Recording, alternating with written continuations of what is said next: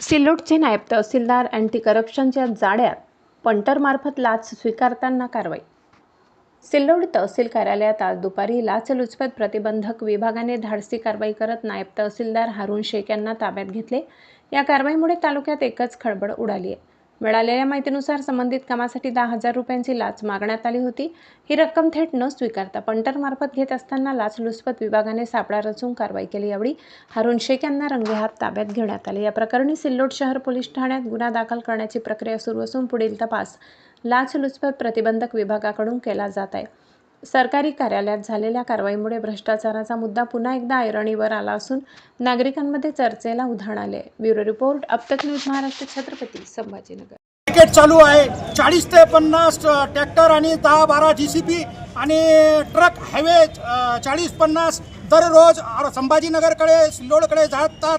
कोणी आम्ही दखल घेऊन येतात तर कोणी सिल्लोडचे महसूलचे अधिकारी आणि पोलीस स्टेशनचे अधिकारी आम्हाला तक्रार घेत नाही आणि आम्ही तक्रार देतो तर येतो म्हणतात, कोणी येत नाही आणि करोडो रुपयाचा शासनाचा महसूल बुडतो। याची चॅनलद्वारे नोंद घेण्यात यावी आणि संबंधितावर, अधिकाऱ्यावर आणि लोकांवर आणि ट्रॅक्टर जीसीबी वाल्यावर कारवाई करावी ही नम्रतेची विनंती।